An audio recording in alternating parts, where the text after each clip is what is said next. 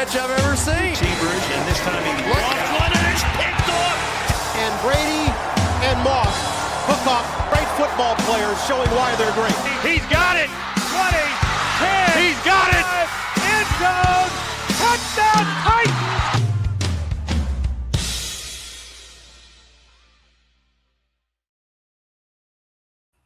Well, good evening, sports fans. It's Saturday night. It is not Saturday Night Live, but it is Saturday Night Live with Jay Spade's college football updates.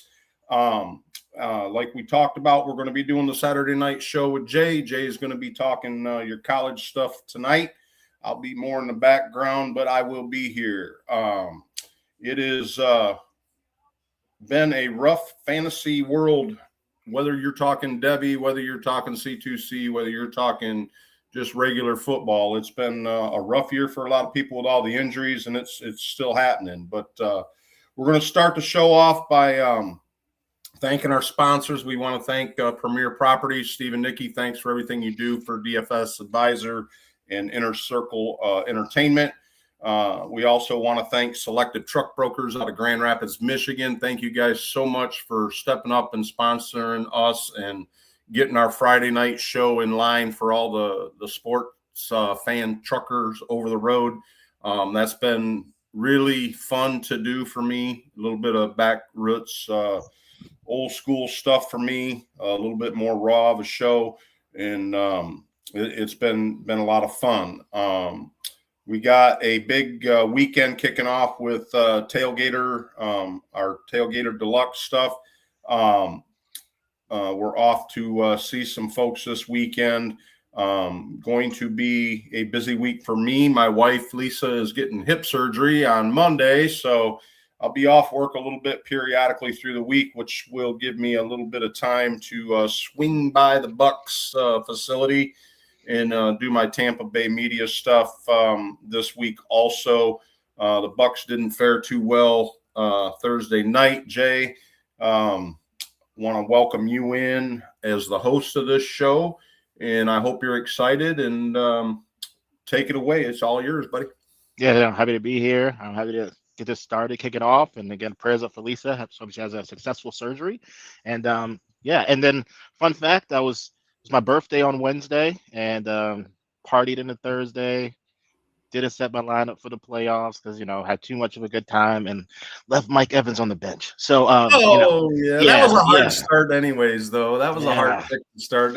I started him in some leagues, but other leagues I didn't. I was a little nervous after seeing him practice.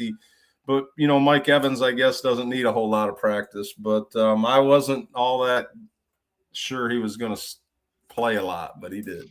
Yeah. Normally this happens to me for the Thanksgiving game because again, I party like a rock star in my free time, and so work hard, play hard. But yeah, so it kind of caught me. I was going to play him anyway because the teams that I have we needed him either way. I would have rolled the dice, but hopefully the fantasy gods will be kind to me this weekend, and we'll still be able to pull it out nevertheless. So, but yeah, no, we got a great show for you guys tonight. We're going to be talking about all things college, and excited to kick this thing off. But I think the best thing to do for one is just give a shout out to Navy. There was a barn burner, but they pulled it off 17-16 versus Army today.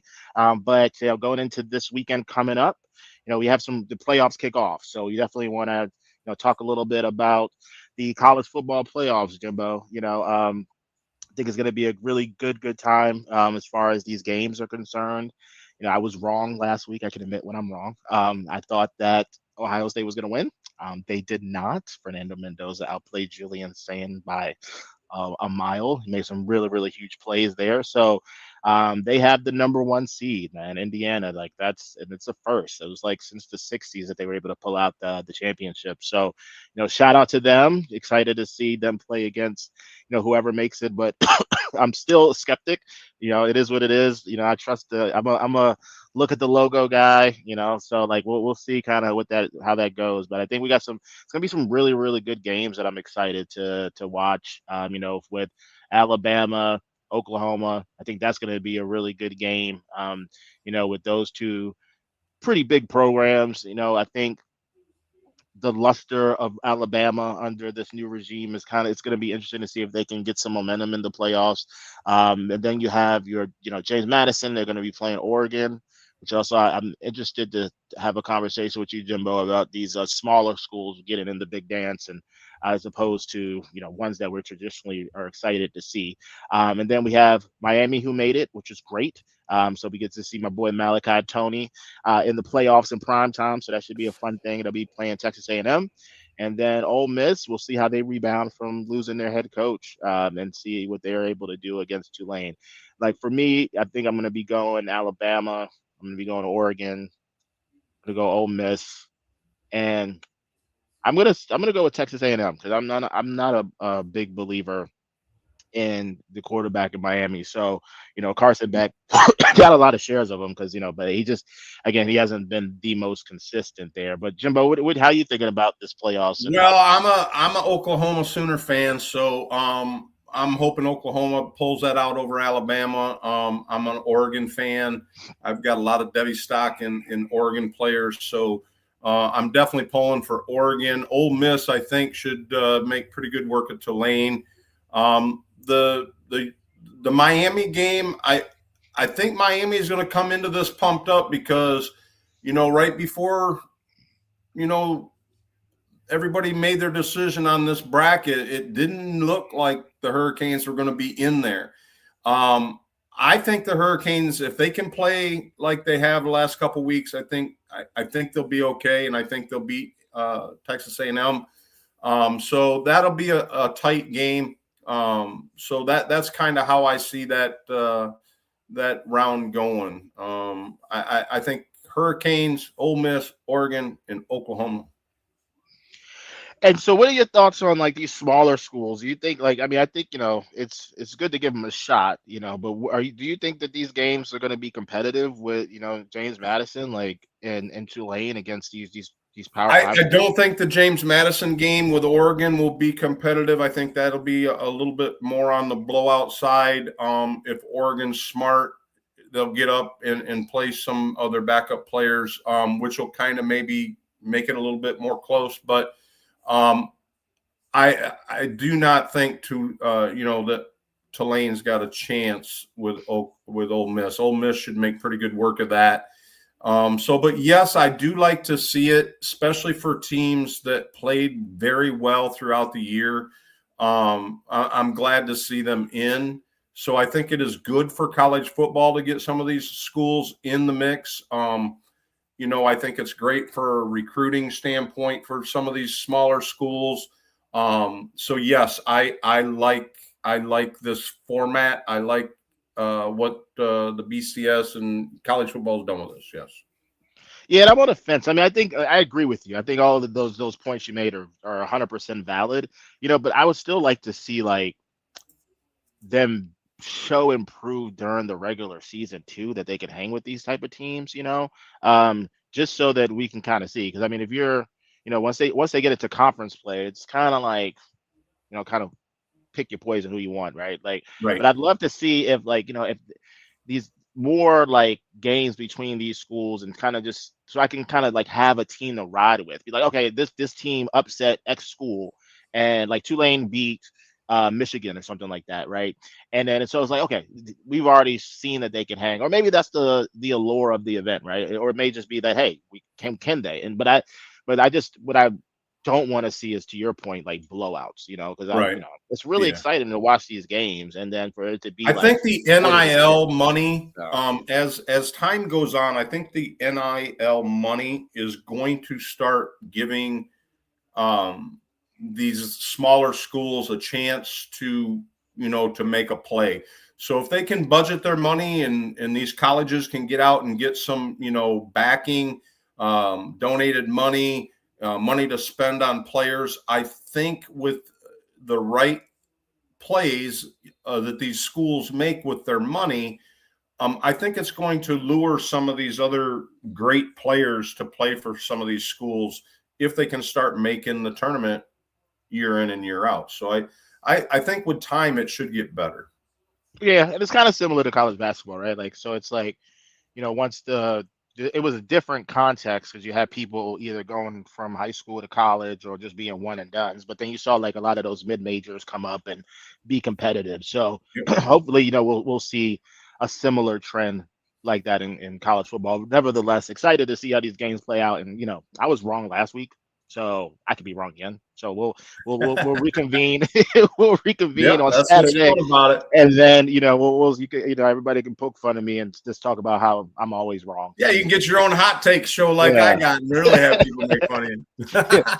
Yeah. So, but anyway, let's kind of hop into it. What else I wanted to kind of touch on today was talking about these freshmen. Like, and for those who aren't familiar, with the great work that the guys over there at Campus Canton are doing, like, please go ahead and check them out. Go to their website, check them out on, I still call it Twitter, but on X, give those guys some support. They have this really, really cool theory. It's called year 1-0 theory, right? And so, and Jimbo, are you familiar with the year 1-0 theory at all? I am not, so Okay, I'm so learning. this is how I build my teams, kind of using this as a foundation for it. It allows me to take some good bets, and that's because that's all we are doing is just kind of placing bets and kind of seeing how they play out. But what the year 1-0 theory is that they created was that, based off of there's a specific criteria, which we're going to show you in a second, that these freshman wide receivers have to hit. Now you have to be in the top 300 to be eligible for it. Like, so like these are the criteria: 10 receptions, 100 receiving yards, 5 rush attempts, 15 rushing yards, 1 rush TD, 10 scrimmage touches, 115 scrimmage yards, or and lastly 5 punt or kick returns. And what this does is kind of show the trust that the coaching staff has in freshmen. And they don't have to hit all of these, but you don't want them to have a 0 in all of them though. So like if they hit 1, that's great. The more they hit, the better that they're going to be. But their study and research showed is that if you're not able to hit this, your ability to be a successful college player, let alone make it to the pros and be, a top 36, 24, top 12 wide receiver, really, really diminishes. So that's more of a long shot if you don't hit these than if you do. So we're really looking at players who have hit this. And now we still have time because we're going into bowl season and into the playoffs. So there's still hope for some of the people who didn't make it to try to get on there, but it's going to be very, very interesting to see who's going to be able to make it. And I have a list because what I'm recommending for people to do as you're going to be, viewers of this show is, give you guys an edge in your Devi leagues and your Campus and Canton leagues, and then also be aware of this, even if you don't do any of that and you're just doing regular dynasty, and just having a better understanding of kind of who these players are, if they've hit these metrics. So people for you to look out for that have at least hit one of those thresholds that we talked about. There's a cover boy, Decorian Moore, he's hit it. Vernell Brown from the Florida Gators, he hit it. Dallas Wilson from Florida, he hit it. So it's going to be interesting to see both of those guys as far as their progression. Donovan Olugo, I can't even pronounce this guy's name. Olugubode. He's a wide receiver freshman for the Missouri Tigers. He hit it. Cortez Mills Jr., never heard of him before. Looking at this, Andrew Marsh, who's been on a lot of shows recently as far as the Debbie Riser, he hit it. Jalen Cooper from SMU hit it. Cooper Perry hit it as well. He's from Oregon. Donovan Murphy, Javen Boggs, who I have a lot of shares of. So I'm excited that he hit that as well. He was a 4-star. Lazare Brooks, who I also have a lot of shares of. So glad to see that he hit that as well. Lazare is from Alabama.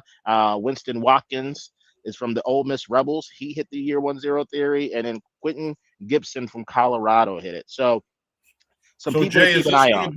Is this going to be something that you're going to supply weekly to our viewers, or are you pointing them in a direction somewhere to pick up these stats? Where can they find these stats if it's not through you? No, you can definitely want to find it through me. We'll be watching and reviewing these. We'll give you guys updates weekly as these playoffs and bowl. You'll see more of them in the bowl games, but some of these these guys are going to be playing in the playoffs. And just like rookies in the NFL, the later the season goes, the more snaps these guys are going to be seeing, especially if they've already hit these thresholds. So we can kind of keep an eye on it and see if anybody else rises. But like, it's interesting though, because I had some people who I did like that didn't hit it. And some names that you're familiar, that may be familiar with as well, that did not hit it so far. Khalid Lockett, who I saw going pretty early in Debbie drafts. Jerome Miles, who is injured, so that it is what it is with that. Taylor, who I got a lot of, he hasn't hit it yet. He's with Tatum Georgia. didn't get it. No. Taylor. He's with Oh, he's a okay. wide receiver with the Georgia Bulldogs. He has not hit it, but again, I think trusting Georgia to feature freshman wide receivers, just feature receivers in general, is going to be was always going to be a tough bet. Quincy Porter is another one. He's at Ohio State, freshman. You always want to make bets on Ohio State wide Yeah, I receivers. got a Somebody lot of is going to stake in see. him and Debbie too. Yeah, he did not hit it at all. He did not hit it. And then you got to also think that, like, and I'm gonna give you an example of somebody who didn't hit it, who was highly recruited, was Brandon Ennis. He came out like Yeah. 2 or 3 years ago, and like there was a lot of hype around him. He did convert from a quarterback to a wide receiver, so it was still tough. But again, you thinking that, again, trusting the name on the helmet and doing some helmet scouting, that they was going to get you there. But no, he has not hit it yet. But that's a tough wide receiver room to crack, though, if I'm being honest. And who was some other names? Jamie French from Texas, Michael Terry. Texas is a tough school this year as far as CJ Wiley, who I also have a lot of shares of, didn't hit it. So it's Elijah Thomas is another one. Did not hit. I don't think he's done much of anything this year. He's at Oklahoma, and he was got a lot of spring hype. So, you take your bets, you take your shots, and you come up where you do. But it's a very interesting thing to track. And just for those who are not, like, to say, hey, okay, Jermaine, like, who has hit it that we may know? Malachi Lemon hit it. Jeremiah Smith has hit it. Like, again, these are players who are getting snaps. Casey Concepcion hit it.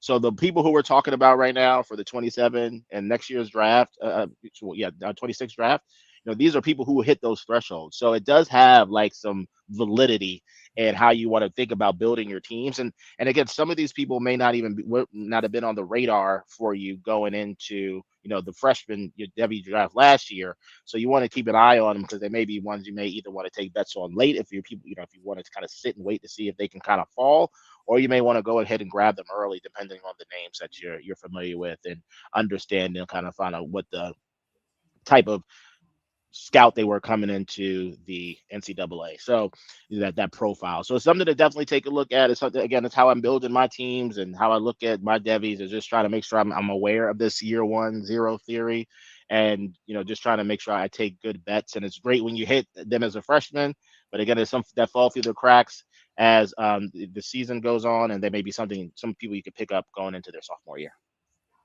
Good stuff. Good stuff. Yeah. And then and it's not just limited to wide receivers, Jimbo. It's running backs as well that are a part of this. Now, the running back theory is funny because when I was looking at this as a idea, I was like, well, what about running backs? Like, how does this ever work for like running backs too, that I can maybe like kind of either get ahead or build my teams with, whether I'm doing Devi or C2C. And it actually, I asked this in some of my Discord groups, and they were, everybody kind of laughed at me. It was like, no. But then I happened to come across this guy on YouTube. His name is Andrew Woodworth, and he has his own theory that he's kind of built as well. So like, we have this theory from Andrew as far as like he's looking at specific metrics for running backs, because before they were saying, hey, it's really just about them having one good year, and then that can get the attention of the NFL scouts, and then there'll be somebody you want to look at in drafting, right? So that's kind of how some people were looking at it. But for me, being a nerd, stat nerd, and everything like that, I'm like, men lie, women lie, numbers don't. So like, was there anything that we can kind of look to say, okay, let's try to look how we could also target running backs? And so with that, I found Andrew's piece, and again, follow him. He's on X. He has a stack that he promotes his videos. He's been writing for Campus Camp now too. So like, he's kind of made that transition into working with that team as well. But like, this is his threshold that he's looking at for running backs, and it's been very, very interesting to kind of watch, and it's pretty cool to use like as you go through the season, because just a pro tip is that what I was able to do last year is get like Ahmad Hardy, like get these guys who are hitting these thresholds at smaller schools, and then getting them on my team. And then what they do, and they transfer and go to a bigger school, and then they have some higher probability to go to the NFL. But for Andrew, his metrics were, again, 20 rushes, 100 rushing yards. So there's 20 attempts, 100 rush yards, 5 catches, 30 receiving yards, and 2 touchdowns. And so some familiar names. Harlan Berry was going in a lot of drafts this year, so he's hit it as well. But it's a really, really cool thing to look at, and again, it's kind of similar to the wide receiver model, Jimbo. Like the more they hit, the better, but again, it's also based off of their recruit profile that you want to target. Because ideally, like, if you have somebody who's like a 5-star who hits these things, perfect. But for your smaller school guys, this may be ones that you could have that'll potentially like get into the league. There may be a 3rd or 4th round pick, but there's still somebody who can add a lot of value to your dynasty teams. We got some folks out in chat we want to say hi to and send a shout out. We got TKDBLKBEI or LT 1998 asking us, sending a shout out. We got, of course, Lisa's out there in chat. We got Riley's in chat. How you doing tonight, Riley? Thanks for tuning in. He's a big DB guy that I play in leagues with, and welcome to the show. Spread the word about the show, and we're glad to see you guys in chat. So continue to watch, continue to hang out with us, and we got some free swag coming up. Got a new order in on some of our merch that is going to be dropping first of the year, so we're going to get that out to our regular listeners as soon as we can too. So it always doesn't hurt to throw your t-shirt size in there so we can get a t-shirt out to you guys. And thanks for tuning in. Go ahead, Jay. Oh yeah, no, Jimbo, I'd love to get your thoughts on the running back piece. Okay, so we want to talk about this guy. Yeah, so Bo Jackson is another one that has been doing his thing this year as well. And again, he's been hitting these thresholds. So he's somebody, if you want to keep your eyes on, he's probably got picked up a lot in a lot of leagues. If you had a Debbie draft last year, but again, if you're doing your first one this year and you're kind of starting from scratch, he's going to be definitely somebody that you want to keep your eyes on because he's making a lot of noise. And again, Ohio State running backs have done how would you compare this running back, with guys like Judkins and Henderson? What type of running back is he at Ohio State? He's on the same level as them, as far as I'm concerned. Is that right? Yeah, wow. For your abilities to he's their lead back right now as a freshman. He put C.J. Donaldson. He made him the secondary back on the team, and to do that again as a freshman and hit those marks, and I think he's in the realm of Travion Henderson as far as his production as a freshman. So again, he's somebody I'm definitely wanting to keep my eyes on for sure, because he's had a killer rookie year. Freshman year, and he was highly touted as far as coming out of high school, and to be able to meet those expectations and deliver, and then do it on the biggest of stages, which is Ohio State. So he hit Andrew's metric. Yes. Yeah, okay. He's definitely hit that. Yeah, he definitely hit the metric for sure. Yeah, he hit all 5. He hit all 5 of those metrics. So other people who hit him is Caleb Hawkins, another running back. Try to give you some names. Caden Knighton, he's at Baylor. He's somebody I got a lot of shares of just because Andrew called him out. And then Jordan Davidson from where's he at? He's at Oregon as well. So and De'Aaron Hill, I believe he's at Alabama. So there's some really good guys on here, that are in some really good programs that have hit these thresholds. So again, just keep your eyes on them. They're available in your leagues as you go into your draft season. Definitely take a look at them. If again, Debbie's not your thing yet, just keep an eye on these guys and kind of watch them as they progress through their college career, because they may more times than not end up on your dynasty rosters, or on somebody on your in your leagues. All right. Well, there's a guy I've been really looking at, and he's a tight end. And this dude, he had just signed up with the Wolverines. But with the coaching drama that took place this week, he requested to pull his signing. And this kid's a 4-star tight end. He's got some running back traits. His stats are just unbelievable. This dude's 6'4", 240 already in high school. And this year, 50 receptions, 736 yards, 10 TDs receptions, 7 rushing TDs. This cat plays for out west in Montana, Billings West. His career stats are off the chart for only playing 3 years, 139 receptions, 19 TDs, 2,000 yards receiving, rushing side, 500 yards rushing, 90 carries, and 13 TDs. And this guy is going to make someone a great tight end. And Texas Tech is where he signed after all the drama happened. And he left Michigan, had them all primed up. He was coming. And with the coaching change and the drama in Michigan, he pulled his name and went to Texas Tech. What do you think of this kid? No, it sounds like he's a good guy, man. And then Texas Tech has a history of having like these super, super athletic tight ends that are going to be able to make a lot of good plays. So excited to see kind of what he does there, because that's a fun system that they play in. And so I think there's going to be definitely some opportunities for him to make. How are you, on the fantasy side, Jay? What's your feelings on tight end premium leagues? Do you think it's appropriate? Do you like them? Not like the tight end premiums? Oh, I prefer them. Yeah, because it's the way that the tight end is the state of the position right now, whether it be in any type of league you play in. I feel like that premium kind of just adds a little bit more fun to the league, just because it makes it more high scoring, because you have like a handful that are relatively consistent week in and week out. Pitts went off this week, I'll tell you that. Oh, he did. See, there you go. And like, Pitts 50 some points, dude. He had a 50 burger Thursday night against the Bucks. And 50 burger. He finally, after 5 years, did what the Prince was promised. We all all drafted him. He went first round in some drafts. It's like coming out, and so it was good to see him go off. Of course, with London out, somebody needed to step up. I just was pissed it was against the Bucks, but I was glad I had a lot of stock in Pitts in a lot of leagues. So it's a good way to start off championship weekend if you had, Kyle Pitts on your team. Yes, and for me, he's on every team that didn't make the playoffs, so I did not miss out on anything, unfortunately. So it is what it is. But no, I think Kyle Pitts is like kind of similar to that recruit, right? Like super, super athletic.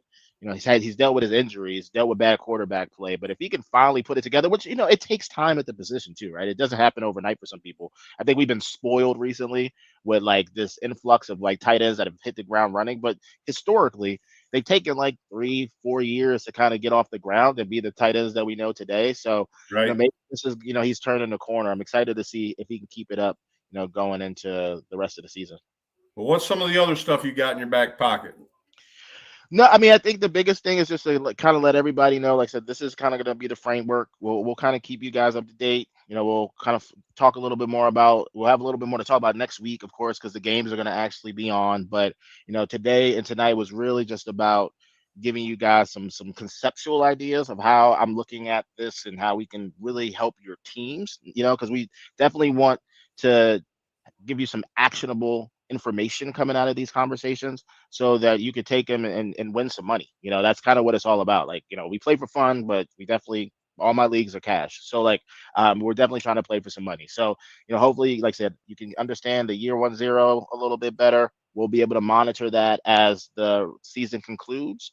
And then, as we start getting into the recruits that we're looking at for the Devy leagues coming up for our draft season that are going to be freshmen, we'll kind of be looking at those profiles. We're going to be looking at some different things as far as like how 24/7 is viewing them.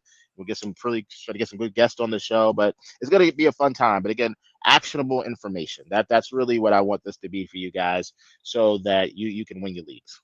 This slide here, Jay, you had me pull this up. Now, the only reason earlier you kind of said you weren't interested in talking about this, but I am, because I got a lot of stock in this kid. So where were you headed with this slide here?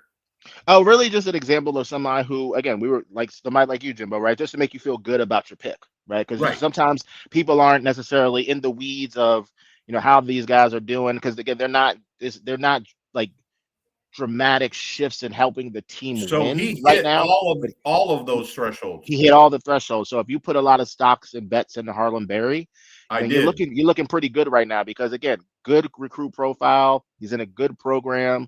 They got Lane Kiffin coming next year, so wheels are up looking at him moving forward. So Well, that's he would be exciting. somebody That's that exciting. I would be I'm trying to trade for, right? Like I'm trying to Right. trade for. Somebody may not be super impressed with those Well, I stats. got him, man. I got him in a Yeah. lot of my leagues. So if you want to look me up, I'll talk to you. We'll talk offline as far as like trying to see if we could make a deal, because I'm buying. He's somebody I'll be buying. And again, some of those names that I gave you guys earlier, those would be other ones that you may want to take a look at. If you like the profile going in, maybe didn't get him because he went a little higher or whatever.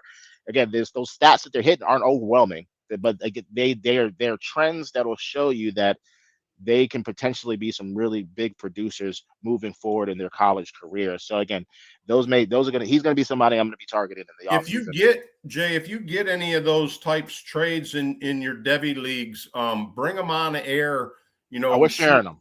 Shoot me a line, and we'll get them on where you see guys trading college players for existing NFL players, so we can kind of give these guys an idea of maybe some values of what some of these Devi players they have on their Devi bench and what they're trying to do to get active NFL players and give these guys some values on some of these players. So if you take some notes on some of those. And another thing we wanted to throw out there too, guys, Jay and I were talking off air before we started, we're really excited about this Fantasy Expo, guys. This is something that's going to be big for us at DFS Advisor, Inner Circle Entertainment. We are going to be in Canton during this expo. So we got a booth. We're going to be out there. We're going to be hanging out. We're going to, run over to the Hall of Fame. We're going to do some things while we're there. We got a couple live drafts that we're going to put aside and do special, some promotion on a couple different drafts. We're going to do a Dynasty League startup draft at Canton during the expo on live air on our show. We're going to have a couple live podcasts during the expo. So if you guys can set aside some time, travel out here to Canton, Ohio, and check out the expo. It's going to be a great year to be there. They are really promoting the players, fantasy football players this year. So if you haven't looked into them, they are on. They have their own Discord. Look them up. Get on it. Get in chat with them. And there's a lot of fun stuff happening with that. Yeah, I'm gonna be trying to be there. And then Jimbo, fun fact, I just traded for Bo Jackson. So like I will be able to share that next week as well. So we can talk about did.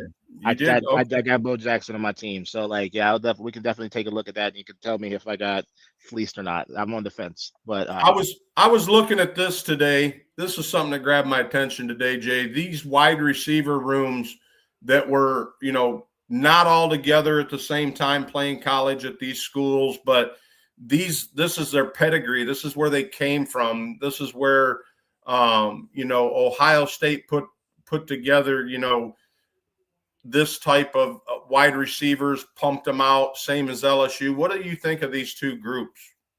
I think they're like, I'm a LSU guy right now, but like, just pick your poison. I think as far as like the talent, these are factories. Now they're factories, and I know you mentioned that the wide receiver coach now is the coach at he went to USF. He is USF, now the head coach at USF. I'm so excited for him, and our Bulls. I am a big Bulls fan, so I was bummed to see Golish leave, but I'm glad he got an uptick in money, got an uptick in going to a bigger school.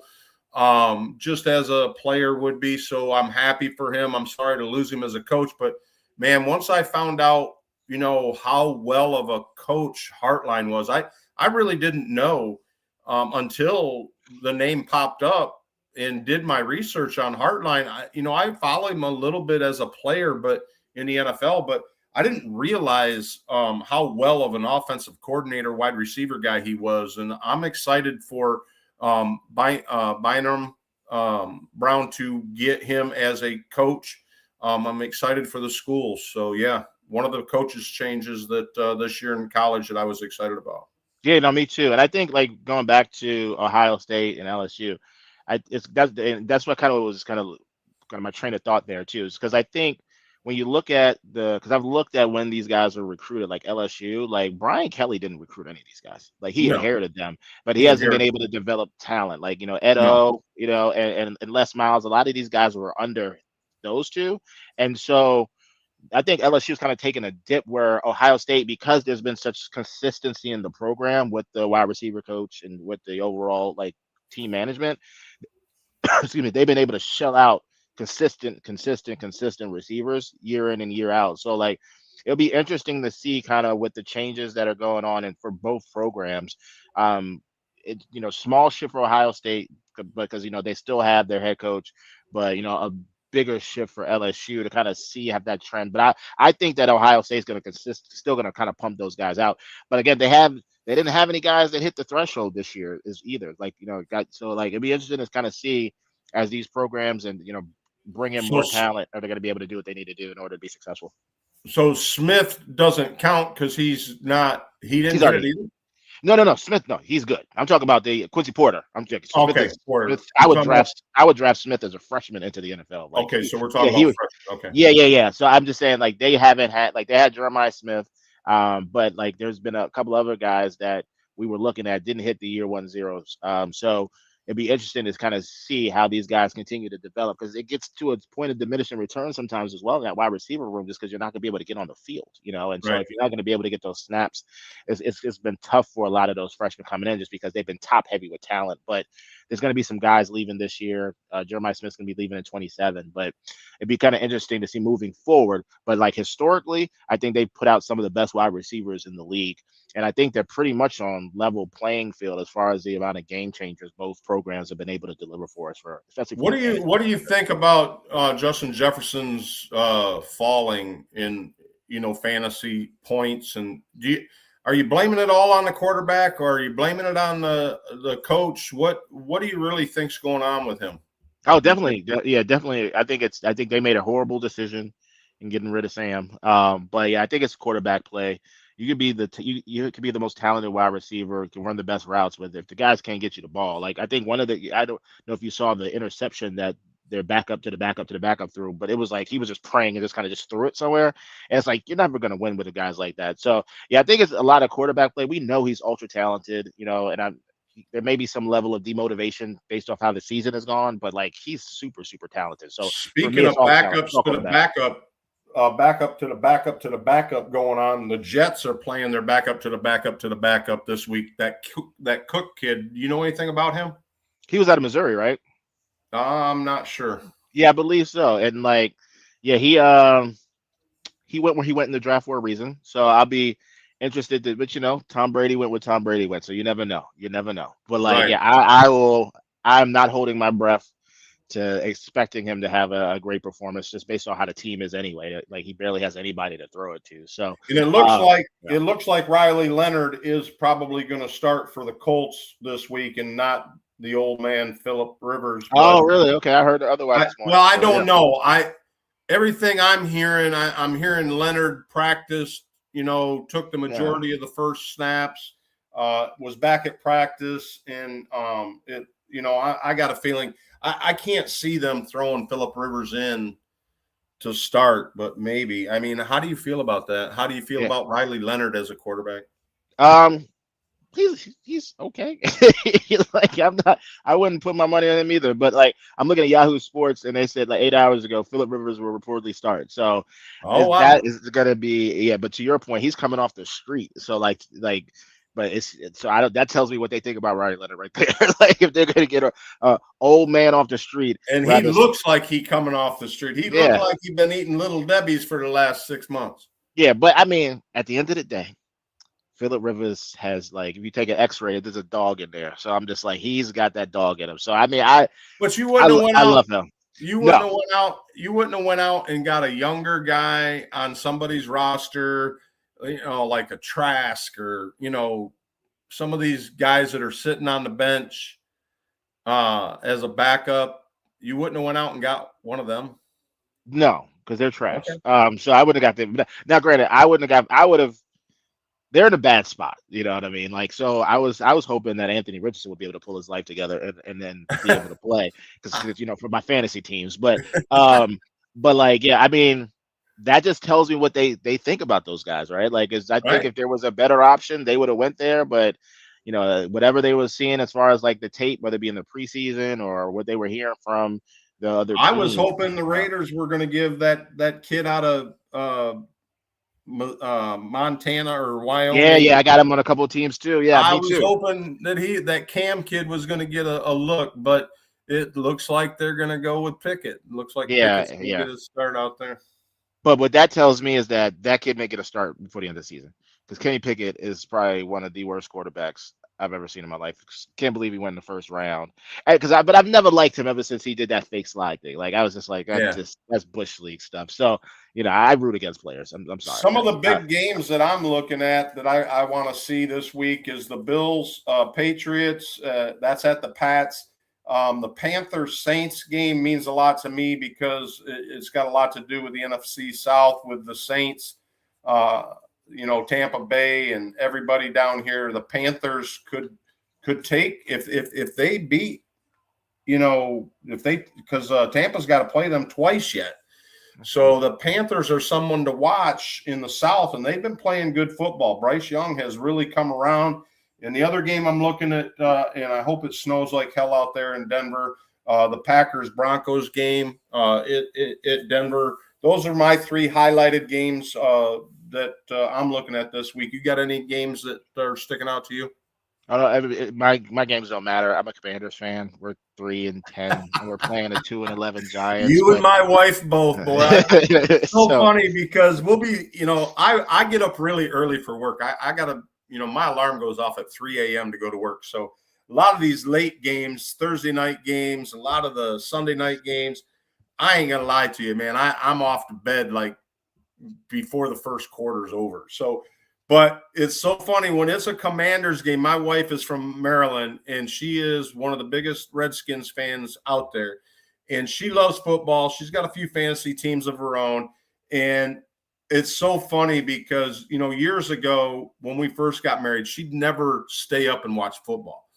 And she's staying up for these games, and it's like I'll be dead sleep, and all of a sudden I'll hear this going on out in the living room, and it's my wife waking me up over a football game, and I'm like, I want to say something like, bitch, come on, man, I'm trying to sleep, but I can't do that because it is so cool to have a wife that loves football, and she loves her Redskins, and she's just been toiling through it. She's a big Cincinnati Bengals fan too, so those two teams, she really stays up and watches them. Your wife watch football? Absolutely not. But it's I'm solo dolo. So I'm working on it. I'm wearing her down slowly but surely. Yeah, that's what you got to do, man. You got to just wear her down. Take her to a few games. That's what I did with Lisa. Took her to a few games, and now she's really into this Tailgater Deluxe. She takes care of old people, people that are dying from cancer. She's a hospice nurse basically, and she's the one that really gave me the push to do this Tailgater Deluxe and take these tailgates to some of the people that like who she takes care of, people who only got 6 months to live, and old guys that are in their 80s and 90s that really don't even know how to run the remote to watch their baseball or watch a hockey game. And so it's been cool to take this to them. We got a little food trailer. We take it, park it in their driveway, and fire up the grill. Got a big screen TV that we roll out. Living down here in Florida, we have the opportunity. We're blessed enough with the weather, and it just makes for great fun. You would not believe the smiles that you put on some of these people's faces that are, so old they haven't seen a game in a long time or haven't been able to have the fun with it like they used to, or a couple weeks ago, we went and did it with a 16-year-old kid that is, laid up in a wheelchair that's dying from a paralysis disease. And it's just rewarding. And I'm so glad she did it. And, I want to thank our sponsors that have helped us put that all together. Thank you, guys. It's been great. Yeah, thank you to our sponsors, because that's amazing work, Jimbo. Yeah, it's really been. We've really put, I backed off from a lot of things I was doing with my Tampa media for a few weeks just to get this tailgater thing really solid and get it promoted good to where it's rolling. And now we've got, a few, people that have donated their time that are kind of helping do it. So I don't have to do it all, doing a lot of the cooking, a lot of the grilling. And so it's been really, really fun. I'm really looking forward to 2026. We got so many things that, hit me all at once, and trying to get them all up and running has been a big financial burden. Our sponsors has helped us. But it's just so time consuming. I didn't realize the amount of time it took to do a lot of these things. Just even the podcast, getting the podcasts up and running and getting them going, getting them promoted, and, getting it out there and doing it the right way. And it's been a lot of fun, but it's been work and it's been rewarding too. So we're excited about 2026, man. And I'm so glad to have you aboard, Jay. You bring a dynamic that, in college football that I'm big into Devy, and there's a lot of guys that are big into Devy, but it's not a mainstream thing. And I'm looking forward to help bring it mainstream, because DVs are fun, guys. If you've never done them, the drafts are fun. It's so you get so much excitement from it, and then once they hit the NFL, it's like, yep, he's mine. Yep, it's like I called it. It's like you're a scout. You're your own scout, man. It's just like being proven right, and then learning from your mistakes and just trying to become a better. And then and I think too, it makes you very, very dangerous when you're doing your redrafts too, because you'll know the rookies to target. You know what I mean? So it's not like you're shooting in the dark. You can really take some really cool bets like a Tyler Warren or. And guys, we're looking for any guests that want to come on the show. Jay, feel free to invite some guests from your leagues. Anybody out there in chat, you guys want to be a guest on the show, hit us up. You can be a guest on the Saturday night show. We're doing our Wednesday show. You want to be a guest on the Wednesday night show, where we talk a little bit more, regular traditional dynasties, redrafts, best ball. That's on Wednesday nights at 8:00. You can catch us. And then we got our sports show that we're doing for the truckers on Friday nights. That's a late night show at 10:00 at night. You can hit us up. Any of those you want to, be a part of, feel free to hit us up, and we'll bring you on as a guest and have a good time. So anything else going forward for Saturday night here tonight, Jay? Not for the show. I got a graduation party. Everybody speed out to, and then catch a flight in the morning. So, but appreciate the time as always, Jimbo. It's always good hooking up with you, and excited to, like I said, see how these playoff games go next weekend. And we got some more. So we got a lot of stuff to talk about. All right, guys. With that, we just want to thank our sponsors one more time, Premier Properties. Oh, one other thing I wanted to say real quick, guys. We got J.R. Lewis. I don't know if a lot of you guys have listened to J.R. Lewis. He's a slash country Nashville artist. He's committed his music, his videos to promoting our show. He's a big local here in Southwest Florida. He does a lot of, he goes to a lot of the entertainment places around here, plays shows, does concerts. He is going to be our in-house music guy. He's going to do some music at some of these tailgater things. He's going to be doing some music videos specifically for us. And so a big shout out to JR this week on his commitment to the show. He's waived all his music rights on YouTube and on any type of platform we want to use his music. We don't have to pay him royalties for it. And so that's a big thing for us. He's really stepped up and is doing some great things for our show. So look forward to seeing J.R. Lewis. He's going to be on the show next week, and you guys will get a chance to meet him and hear some of his videos and music. So other than that, we're going to go ahead and step out. Y'all have a great weekend. Good luck in your fantasy playoffs, Jay. Good luck, everybody. And we'll see you Wednesday night, 8:00. Yes, sir. Have a good one, everybody. Talk to you later, Jimbo. Bye.